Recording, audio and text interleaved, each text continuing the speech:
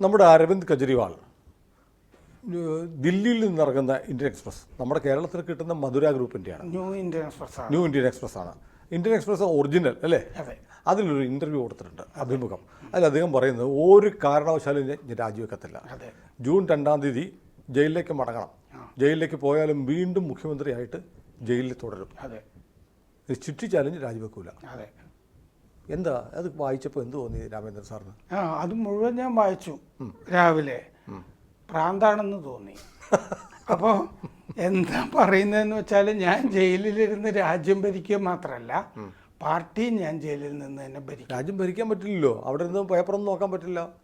അതെ, നമ്മളിത് ചർച്ച ചെയ്തിട്ടുള്ളതാണ്. നമുക്ക് അതിന്റെ ഓരോന്നിന്റെയും ചർച്ചയിലേക്ക് വരുന്നതിന് മുമ്പ് ഈ മൊത്തം അഭിമുഖത്തിൽ എന്താ പറഞ്ഞിരിക്കുന്നത് നമ്മുടെ പ്രേക്ഷകർക്ക് ആ അഭിമുഖം വായിക്കാനുള്ള അവസരമില്ല. കാരണം ദില്ലിയിലുള്ള ഇന്ത്യൻ എക്സ്പ്രസ് പത്രത്തിലാണ്. നമ്മുടെ ഇവിടെ കിട്ടുന്നത് Indian express, new Indian express ആണ്. രണ്ടും രണ്ടാണ്. അതെ. അപ്പോൾ അദ്ദേഹം പറഞ്ഞിരിക്കുന്നത് എന്താണെന്ന് വെച്ചാൽ, അദ്ദേഹം ജയിലിൽ പോയിരിക്കുന്നത് ശരിക്കും ഒരു സ്വാതന്ത്ര്യ സമരം നടത്തുന്നതിൻ്റെ ഭാഗമായിട്ടാണ്.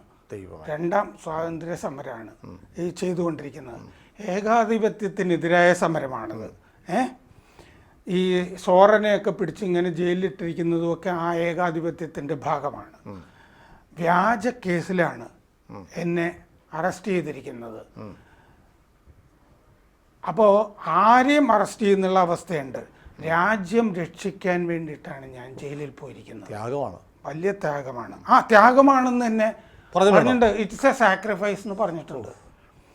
ജനാധിപത്യം, ഭരണഘടന എന്നിവ സംരക്ഷിക്കുകയാണ് എൻ്റെ ലക്ഷ്യം. അതിനു വേണ്ടിയാണ് ഞാൻ ജയിലിൽ പോയിരിക്കുന്നത്. ഞാൻ അഴിമതി ചെയ്തിട്ടില്ല. രാഷ്ട്രത്തിനായി ത്യാഗം ചെയ്യുകയാണ് ഞാൻ. ഇത് കേട്ടിട്ട് എനിക്ക് എണ്ണീറ്റ് നിൽക്കാൻ തോന്നുന്നു. ആദരവുണ്ട്. മോദി ആപ്പിനെ നിരന്തരം ആക്രമിക്കുന്നു. അതിന് കാരണം ദേശീയ തലത്തിലും സംസ്ഥാനങ്ങളിലും ആപ്പ് അധികാരത്തിൽ വരുമോ എന്നുള്ള ഭയമാണ്. അതുകൊണ്ട് മുളയിലെ നുള്ളുകയാണ്. 20 സീറ്റ് കഷ്ടിച്ച് മത്സരിക്കുന്നുണ്ടോ? ഡൽഹിയിൽ 7, പിന്നെ പഞ്ചാബ് കുറച്ചുണ്ട്. ദേശീയ തലത്തിൽ അധികാരത്തിൽ വരും. അക്കൗണ്ട് ഞങ്ങളുടേത് മരവിപ്പിക്കാൻ പോകുന്നു. അതെന്താണെന്ന് വെച്ചാൽ ആപ്പിനെ തന്നെ കേസിൽ പ്രതിയാക്കിയിട്ടുണ്ട്. അല്ല, മാത്രമല്ല കഴിഞ്ഞ ദിവസം ഇൻകം ടാക്സ് പറഞ്ഞിട്ടുണ്ട് വേറെ വിദേശത്ത് 7.5 കോടി വേറെയും കിട്ടിയിട്ടുണ്ട്. മറ്റേ 134 കോടി വേറെ ഉണ്ട്. എല്ലാം കൂടെ ഒരു 500 കോടി രൂപ വന്നിട്ടുണ്ട്. Of course. പിന്നെ അങ്ങേര് പറയുന്നത് എന്താണെന്ന് വെച്ചാൽ, എന്തുകൊണ്ട് രാജിയില്ല എന്ന് ചോദിക്കുമ്പോൾ പറയാണ്, ഞാൻ അങ്ങനെ അധികാരത്തിനോട് ആർത്തിയുള്ള ആളാണല്ലോ. പാവം, അധികാരത്തിനോടൊന്നും ആർത്തിയില്ല. തല്ലി കൊന്ന രാജിവെക്കുകയല്ല. ഞാൻ ഇൻകം ടാക്സ് വിട്ട് ചേരി പ്രദേശത്ത് 10 കൊല്ലം പ്രവർത്തിച്ച ആളാണ്. പിന്നെ ഞാൻ നേരത്തെ 49 ദിവസം ഭരണത്തിലിരുന്നിട്ട് രാജിവെച്ച ആളാണ്. ഇപ്പോൾ നടത്തുന്നത് സമരമാണ്. It's A struggle. 67 സീറ്റ് 62 സീറ്റൊക്കെ എൻ്റെ പാർട്ടിക്ക് കിട്ടിയിട്ടുണ്ട്. ഞാൻ രാജിവെക്കാത്തതിൻ്റെ പ്രധാനപ്പെട്ട കാരണം, ഞാൻ രാജിവെച്ചാൽ ഇവർ കാരണം അങ്ങനെ ഒരു സർക്കാരിനെ പുറത്താക്കാനായിട്ട് മോദിക്ക് കഴിയുന്നുണ്ടല്ലോ, വെറുതെ എനിക്കെതിരെ കേസെടുത്തിട്ട്, വ്യാജ കേസ്. അങ്ങനെ ഞാൻ രാജിവെച്ച് കഴിഞ്ഞാൽ പിന്നെ കേരളത്തിലെ പിണറായി സർക്കാരിനെയും ബംഗാളിലെ മമതാ സർക്കാരിനെയും ഇവർ പിരിച്ചുവിടും. അങ്ങനെ പിരിച്ചുവിടാതിരിക്കാൻ വേണ്ടിയിട്ടാണ് ഞാൻ രാജിവെക്കാത്തത്. പിണറായിക്കും മമതയ്ക്കും വേണ്ടിയുള്ള ത്യാഗം. പക്ഷെ പിണറായി വിജയൻ അറിഞ്ഞിട്ടില്ല. പിണറായി വിജയൻ പുല്ലിന് വില കൊടുക്കുന്നില്ലല്ലോ. അതെ, മൈൻഡ് ചെയ്യുന്നില്ല. ഇല്ല. കെജ്രിവാൾ എന്നുള്ളൊരു വാക്ക് പോലും പറയുന്നില്ല. പിന്നെ മറ്റേ തള്ളച്ചി അല്ല, സോറി, നമ്മുടെ അമ്മായി ദീദി എന്ന് പറഞ്ഞാൽ ചേച്ചിയല്ലേ? അതെ, അമ്മച്ചി. ദീദി ആണെങ്കിൽ ഇങ്ങനെ ഒരു മനുഷ്യൻ ജയിലിൽ നിന്ന് ഇറങ്ങിയതായിട്ട് അറിഞ്ഞ ഭാവം പോലും ഇല്ല. വേണ്ട. മാത്രമല്ല മറ്റേ സ്വാതിയെ മാലിവാളിനെ തല്ലിയ കേസും ഒക്കെ വന്നതോടുകൂടി, അല്ല, രാഹുൽ ഗാന്ധിയും വിളിച്ചില്ലല്ലോ ഡൽഹിയിലെ റാലിക്ക്.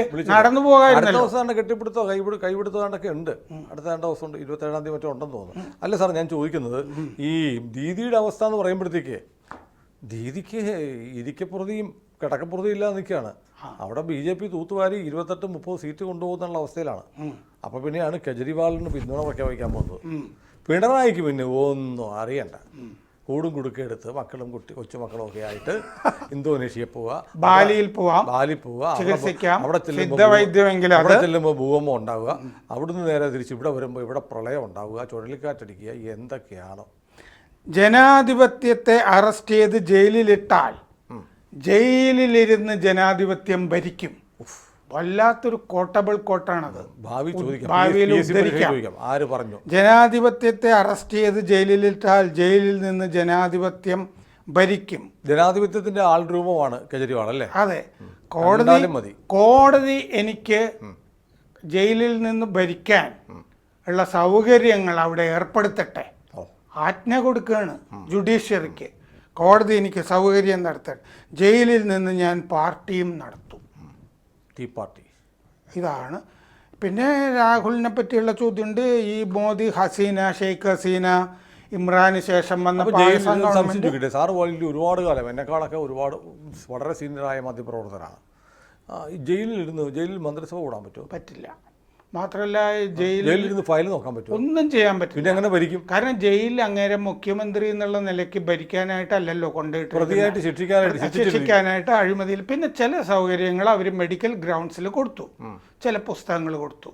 ഇങ്ങനെ ചോദിച്ചല്ലോ ആ സാധനങ്ങൾ. ഡയബറ്റീസ് ഉണ്ട്, അതിൻ്റെ മരുന്ന്. വീട്ടിൽ നിന്ന് ഭക്ഷണത്തിലാണല്ലോ ഈ ഡയബറ്റീസ് കൂടാനുള്ള സാധനമൊക്കെ ഉൾപ്പെടുത്തി മാങ്ങയൊക്കെ കുട്ടി. അല്ല, പെണ്ണുങ്ങളാണ് ആള് തെറ്റിദ്ധരിച്ചത് മാങ്ങാ തിന്നണമെന്നൊക്കെ പറയുമ്പോൾ. അതെ, വ്യാക്കൂൺ എന്ന് പറയും. അപ്പോൾ ഇങ്ങനെയാണ് ഈ ധാരണ. പക്ഷെ ജൂൺ 2 ശേഷമുള്ള അവസ്ഥ എന്താണ്? കാരണം ജൂൺ 4 ഏതായാലും വോട്ടെടുപ്പ് വരും. വേണമെങ്കിൽ അവിടെ ഭരണം നടക്കുന്നില്ല, ഇങ്ങനെ നടത്താൻ പറ്റില്ല. കാരണം ഡൽഹിയിലെ പ്രത്യേക നിയമമാണ്. ഞാനൊരു വൈൽഡ് സ്പെക്കുലേഷൻ പറയട്ടെ. ജൂൺ 5-ാം തീയതിക്കും 10-ാം തീയതിക്കും ഇടയ്ക്ക് ദില്ലി സർക്കാരിനെ പിരിച്ചുവിടും. ജൂൺ 2-ാം തീയതി പിരിച്ചുവിടും എന്ന് പോലും എനിക്ക് തോന്നലുണ്ട്. അങ്ങനെ ചില ആളുകൾ എന്നോട് പറഞ്ഞിട്ടുണ്ട്. ഇയാൾ ജയിലിൽ പോയി കഴിഞ്ഞാൽ പിന്നെ ഈ കോൺസ്റ്റിറ്റ്യൂഷണൽ ബ്രേക്ക് ഡൗൺ ആണ്. ഇപ്പൊ തന്നെ ഒന്നും നടക്കുന്നില്ല. 3 ആഴ്ച 4 ആഴ്ചയായിട്ട് സർക്കാരിന്റെ ഒരു ഫയലുകളും നീങ്ങുന്നില്ല, ഒരു ഭരണമില്ല, ഒരു മുഖ്യമന്ത്രിയും കുറേ മന്ത്രിമാരും അതിൽ തേരാ പര നടക്കുന്നുണ്ട്. ഇനി അത് തുടരാൻ പറ്റില്ലല്ലോ. ഇടക്കാല ജാമ്യം കൊടുത്തിട്ട് ആ കോടതി തന്നെ, അല്ലെങ്കിൽ കോടതി ഒരു കാര്യം ചെയ്യണം, 2-ാം തീയതിക്ക് മുമ്പ് കെജ്രിവാളിന്റെ അറസ്റ്റ് ഇല്ലീഗലായിട്ട് പ്രഖ്യാപിക്കണം. അതിനും സാധ്യതയില്ല. ഒരു സാധ്യത. കാരണം സാധ്യതയില്ലെന്ന് പറയുന്നത് വേറെ ഒന്നും കൊണ്ടല്ല സാർ. സുപ്രീം കോടതി വെക്കേഷൻ പോയി. ഈ ദീപാങ്കർ ദത്ത ഉൾപ്പെടുന്ന സഞ്ജീവ് സിംഗ് അല്ലേ ഉൾപ്പെടുന്ന ബെഞ്ച് അവധിക്ക് പോയി. ഇപ്പോൾ വെക്കേഷൻ ജഡ്ജിയാണുള്ളത്. വെക്കേഷൻ ജഡ്ജിക്ക് ഇതിനുള്ള അധികാരമില്ല. അപ്പോൾ എന്തായാലും കെജ്രിവാളിന് 2-ാം തീയതി തിരിച്ചു പോയേ പറ്റുള്ളൂ. ജാമ്യം ഉടനെ കിട്ടത്തുമില്ല. ഇടക്കാല ജാമ്യം കൊടുത്തപ്പോൾ തന്നെ നിങ്ങൾ ആ സെക്രട്ടേറിയറ്റിൽ കയറിപ്പോരുതെന്നല്ലേ കോടതി പറഞ്ഞത്? സെക്രട്ടേറിയറ്റിൽ നിന്ന് ഇങ്ങോട്ട് വരാം, പ്രചാരണത്തിന് പോകാം എന്നാണ്. ഇനി ഈ അഭിമുഖം നോക്കിയാൽ തന്നെ ഇതിൻ്റെ അകത്ത് ജാമ്യം മിസ്യൂസ് ചെയ്യായിരുന്നു എന്ന് പറയാനുള്ള പല കാര്യങ്ങളും ഇതിൻ്റെ അകത്തുണ്ട്. കോടതി എന്നെ ഇനി അവിടെ നിന്ന് ഭരിക്കാൻ അനുവദിക്കട്ടെ എന്നൊക്കെ. അങ്ങനെയാണെങ്കിൽ ഈ ആവശ്യം സോറന് ഉന്നയിക്കാമായിരുന്നില്ലേ? സോറന് കൊടുക്കില്ല സാർ. ജയലളിതയ്ക്ക് ഉന്നയിക്കായിരുന്നില്ലേ? അഗ്രഹാര സോറൻ ആദിവാസിയാണ് സാർ. ജയലളിതയോ? ജയലളിത അയ്യങ്കാരായിരുന്നു. രണ്ടു കൂട്ടരെ അടുപ്പിക്കാൻ പറ്റൂല. അത് ശരി. അപ്പോൾ ജയലളിതയ്ക്ക് പരപ്പനാര അഗ്രഹാര ജയിലിലെ അവരാണ് ആദ്യമായി ജയിലിൽ പോകുന്ന മുഖ്യമന്ത്രി. അയ്യങ്കാരായതുകൊണ്ട് അഗ്രഹാര ജയിലിലാണ് വിട്ടത്. അപ്പോൾ അതുകൊണ്ട് അവരാണ് ആദ്യമായിട്ട് ജയിലിൽ പോകുന്ന ഇന്ത്യൻ മുഖ്യമന്ത്രി. ഇപ്പോഴും പല ചാനലുകാരും അങ്ങനെയല്ല, ഈ കേജ്രിവാളാണ് ആദ്യം പറയുന്നത് കേൾക്കാം. അവർക്ക് കൊടുത്തില്ലല്ലോ ഈ സൗകര്യം. ഏതായാലും നീതി പലപ്പോഴും കണ്ണ് കെട്ടിയാണ് നിൽക്കുന്നതാണ് സങ്കല്പം. പക്ഷെ നീതി ദേവത ഇടയ്ക്ക് കണ്ണ് തുറന്നും കാര്യങ്ങൾ കണ്ടാൽ നന്നായി. പിണറായിക്ക് ഇങ്ങനെ ഒരു ഭയം ഉണ്ടാവുമോ? സുനിലിന് എന്താ തോന്നുന്നത്? ഈ ജയിലിൽ പോകുന്നു അല്ല, കെജ്രിവാള് മുഖ്യമന്ത്രി സ്ഥാനത്തും ഇങ്ങനെ തുടരുന്നത്, ജയിലിലിരുന്നും ഭരിക്കുന്നു പറയുന്നത് പിണറായിയെ പിരിച്ചുവിടുന്ന ഭയന്നിട്ടാണോ? കെ ജോസഫിനെ ഓർമ്മയുണ്ടോ? കെ ജോസഫിനെ ഓർമ്മയുണ്ടോ? ഇന്നസെന്റ് കഥാപാത്രം. ഇതിലും വലുത് ചാടിക്കടന്നതാണ് ഈ കെ ജോസഫ്. പിണറായിയോട് കളിക്കണ്ട. പിണറായി ഇതും കണ്ടതാ, ഇതിനപ്പുറത്തും കണ്ടതാ. കെജ്രിവാൾ എന്ന് തുടങ്ങി, പിണറായി എന്ന് തുടങ്ങി. അപ്പോൾ പിണറായിക്ക് കുറച്ചുകൂടെ രാഷ്ട്രീയ പക്വതയും രാഷ്ട്രീയ വിവേകവും ഉണ്ട്. മാത്രമല്ല കേന്ദ്രവുമായിട്ട് അതെ, തമാശയല്ല. സപ്പോസ് ഹൈപ്പോത്തറ്റിക്കലാണ്, പ്യൂർലി ഹൈപ്പോത്തറ്റിക്കൽ. പിണറായി വിജയനെയാണ് ഇതുപോലെ ഒരു കേസിൽ അറസ്റ്റ് ചെയ്തെങ്കിൽ ഒരു സംശയമില്ല, പിണറായി രാജിവെക്കും. സംശയമില്ല. അത്രയും ധാർമ്മികതയൊക്കെ പുള്ളിക്കുണ്ട്. അതുണ്ട്, തീർച്ചയായും അത് അത്തരം അധാർമികമായ CPM പാർട്ടിയും സമ്മതിക്കത്തില്ല. ഇല്ല, അവിടെയാണ് കെജ്രിവാൾ. അതാണ് ഇവിടെ പാർട്ടിയില്ല, ഒരാളേ ഉള്ളൂ, ഒരാൾക്കൂട്ടം, കുറേ ആക്ടിവിസ്റ്റുകൾ ചേർന്നിട്ട് നടക്കുന്ന വലിയ വട്ടപ്പൊട്ടും വാനിറ്റി ബാഗുമായി നടക്കുന്ന പൊങ്ങച്ച സഞ്ചികളുടെ ഒരു കൂട്ടമാണിത്. നാണം ഉണ്ടായിരുന്നെങ്കിൽ അണ്ണാ ഹസാരെ പറഞ്ഞപ്പോൾ രാജിവെക്കായിരുന്നില്ല ഇയാൾക്ക്. ഏത് അണ്ണാ ഹസാരെ എന്ന് ചോദിക്കാഞ്ഞത് ഭാഗ്യം. ഏതായാലും രാഷ്ട്രീയ പൊറാട്ട് നാടകങ്ങൾ ജൂൺ 2 വരെ മാത്രം. 2-ാം തീയതിക്ക് ശേഷം 4-ാം തീയതി പെട്ടി തുറന്നു കഴിഞ്ഞാൽ നമ്മൾ ഒരുപാട് റിയൽ ജീവിതാനുഭവങ്ങൾ കെജ്രിവാൾ ഉൾപ്പെടെയുള്ള ആളുകൾ അനുഭവിക്കുന്ന ഒരുപക്ഷെ നമ്മൾ കാണും.